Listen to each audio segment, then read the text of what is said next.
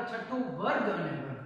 તો આજના લેક્ચરમાં આજના સેશનમાં આજે આપણે સ્વાધ્યાય 6.4 નો 7મો દાખલો જોઈશું. 7મો દાખલા રકમ આપણને એવું કહે છે કે કાટકોણ ત્રિકોણ ABC માં B = 9 એટલે B ખૂણો જે છે તે B ખૂણો કાટખૂણો છે એવું આપણને રકમમાં કીધેલું છે. B ખૂણો કેટલો છે? કાટખૂણો છે. તો કાટકોણ ત્રિકોણ દોરીએ ચાલો.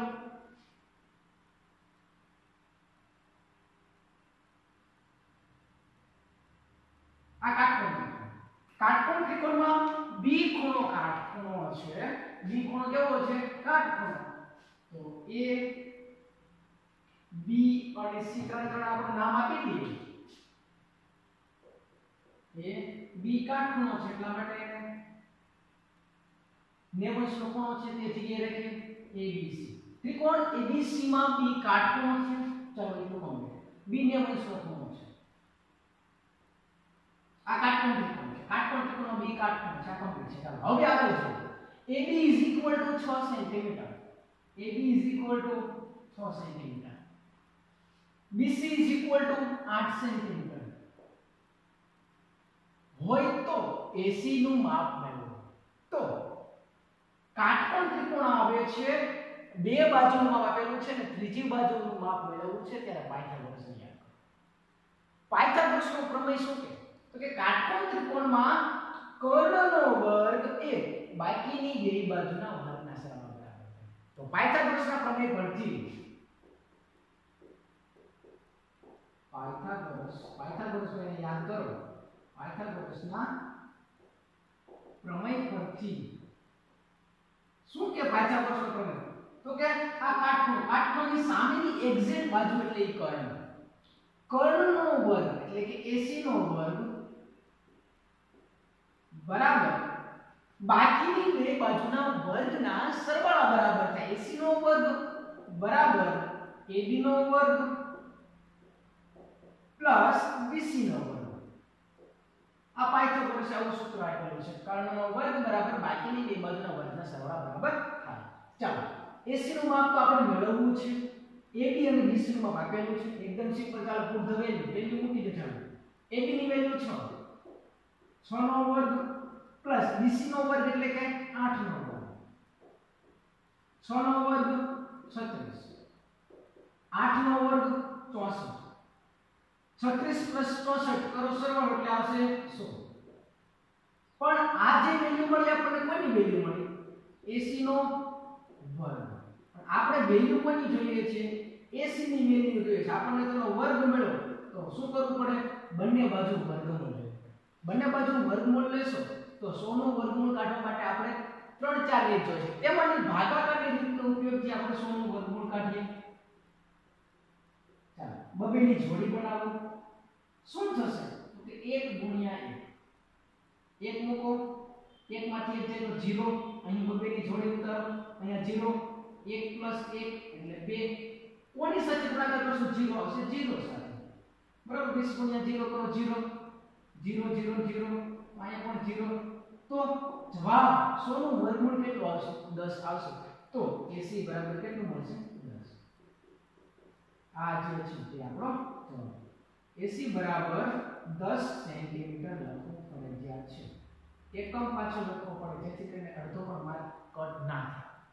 તો આપણને કીધું તો AB નું માપ આપેલું છે, BC નું માપ આપેલું છે, AC નું માપ મેળવવું તો પાયથાગોરસના પ્રમેયને યાદ કરો. પાયથાગોરસના પ્રમેય પરથી કાટકોણ ત્રિકોણમાં કર્ણનો વર્ગ એ બાકીની બે બાજુના વર્ગના સરવાળા બરાબર થાય આવું પાયથાગોરસ ભાઈએ કીધું. એના ઉપરથી આપણે સૂત્ર લખ્યું. સૂત્ર ઉપરથી આપણે ધીમે ધીમે સાદુરૂપ આપશું એટલે તમને જવાબ મળી જશે. સેમ ટુ સેમ એના જેવો જ સેકન્ડ 7માનો બીજો દાખલો આપેલો છે. તેમાં પણ એ જ વસ્તુ છે. કાટકોણ ત્રિકોણ ABC માં B કાટખૂણો છે. કાટકોણ ત્રિકોણ ABC માં B કેવો છે? કાટખૂણો છે. કાટકોણ ત્રિકોણ થઈ ગયો. કાટકોણ ત્રિકોણમાં ABC માં B કાટખૂણો. એમાં કઈક માપ અલગ આપેલા છે. AC નું માપ આપી દીધું છે 13 સેન્ટીમીટર. ચાલો કર્ણનું માપ આપેલું છે AC 13 સેન્ટીમીટર.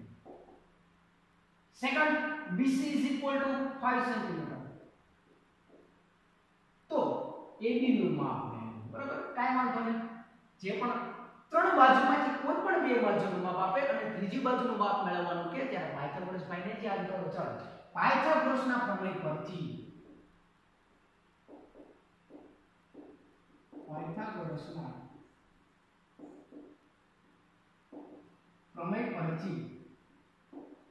શું લખી શકાય? તો કે કર્ણનો વર્ગ એટલે કે 80 નો વર્ગ, 80 નો વર્ગ બરાબર બાકીની બે બાજુ AB નો વર્ગ પ્લસ BC નો વર્ગ. ચાલો જે પણ વેલ્યુ આપેલી છે તે વેલ્યુને મૂકી દો. AC બરાબર 13 સેન્ટીમીટર, તો જ્યાં જ્યાં AC દેખાય તે જગ્યાએ મૂકો 13 નો વર્ગ બરાબર ના બરાબર AB બરાબર આપેલું જ નથી, મેળવવું છે as it is રાખો AB નો વર્ગ પ્લસ BC નો વર્ગ એટલે કે 5 સેન્ટીમીટર, 5 નો વર્ગ 13 નો વર્ગ તમને ખબર હોવી જોઈએ 1 થી 20 ના વર્ગ 13 નો વર્ગ થશે વિદ્યાર્થી મિત્રો 169 is equal to AB square plus 5 નો વર્ગ 25 169 છે.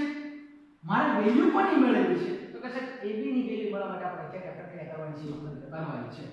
તો AB ની વેલ્યુ મેળવવી છે, બાકીનું જે કે પદ છે એને સામે મોકલી દો, નડવું ના જોઈએ બરાબર.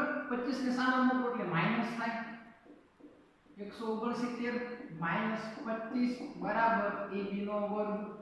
ચાલો કરો બાદબાકી, 9 માંથી 5 જાય તો 4, 6 માંથી 2 જાય તો 4 અને 1 વડે 1 AB નો વર્ગ. પણ આપણે તો વેલ્યુ AB ની જોઈએ છે, આપણે AB નો વર્ગ મેળવો તો બંને બાજુ વર્ગમૂળ લેવું પડે. 144 નો વર્ગમૂળ ભાગાકારની રીતે ચાલો જુઓ 144 નો વર્ગમૂળ કેટલું આવશે? બબેની જોડી બનાવો, 1 ગુણ્યા 1 કરો, માઈનસ કરશો એટલે 0, અહીં એડ કરો 1 + 1 એટલે 2 થાય, નીચે ઉતારો 44 થયા. કોઈ સંખ્યા સાથે ગુણાકાર કરશો બંને જગ્યાએ જેથી કરીને 44 આવે તો 22 ગુણ્યા 2 કરો એટલે 44 થઈ જાય. એટલે આ સમ રેડી.